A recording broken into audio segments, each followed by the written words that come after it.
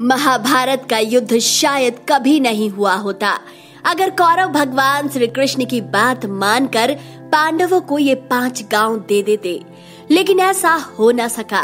इस बारे में जानकार कहते हैं कि महाभारत का युद्ध भले ही 18 दिन चला हो, लेकिन युद्ध की पटकथा कई पीढ़ियों पहले से लिखी जा चुकी थी और लिखने वाले थे हस्तिनापुर के राजा धृतराष्ट्र और उनके बेटे दुर्योधन और उनका हस्तिनापुर पर एक छत्र राज करने का सपना।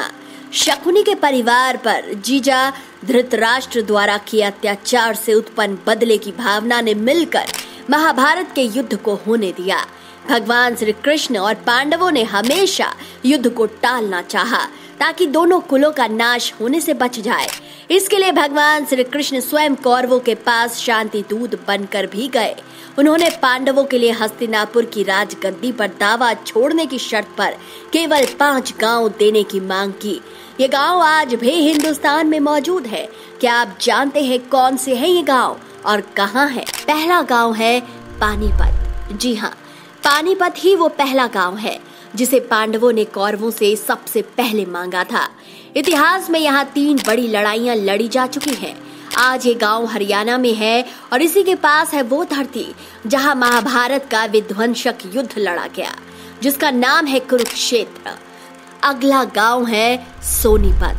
पांडवों द्वारा मांगे गए 5 गांवों में से अगला नाम है सोनीपत का। पहले इसका नाम स्वर्णपथ था, जो बाद में जाकर सोनप्रस्थ हुआ और आज ये सोनीपत कहलाता है। इस कड़ी में अगला नाम है इंद्रप्रस्थ, जिसे कई जगह श्रीपत कहते हैं। मित्रों, इंद्रप्रस्थ वही जगह है जिसे पांडवों ने अपनी राजधानी के रूप में बसाया था। पहले ये खांडवप्रस्थ था, यानी ऐसी जगह जो उजाड़ हो। कहा जाता है कि मयासुर ने भगवान श्री कृष्ण के आदेश पर यहाँ एक महल और किला बनवाया था। चौथा गांव जिसे पांडवों ने कौरवों से मांगा था वो है बागपत, जिसे पहले व्याघ्रप्रस्थ कहा जाता था, यानी ऐसी जगह जहां बाघ रहते हो। माना जाता है कि पौराणिक काल में इस जगह पर बाघों की सबसे ज्यादा संख्या पाई जाती थी। बागपत के बाद तिलप्रस्थ पांडवों द्वारा मांगा गया 5वां गांव है, जिसे अब तिलपत कहा जाता है। आज ये गांव हरियाणा के फरीदाबाद जिले में मौजूद है। दोस्तों, शकुनी के षड्यंत्र में फंसकर पांडवों द्वारा जुए में सारा राजपाट हारने के बाद पांडवों ने केवल 5 गांव ही मांगे थे, लेकिन दुर्योधन इसके लिए भी तैयार नहीं हुआ।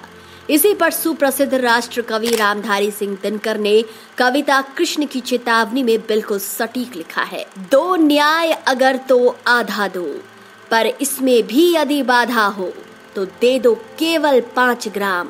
रखो अपनी धरती तमाम, हम वहीं खुशी से खाएंगे, परिजन पर असी न उठाएंगे। तो दोस्तों, आगे क्या हुआ ये आप सभी जानते हैं। क्या आप मानते हैं कि अगर कौरव पांडवों को 5 गांव दे देते तो महाभारत का युद्ध नहीं होता? कमेंट करके जरूर बताएं।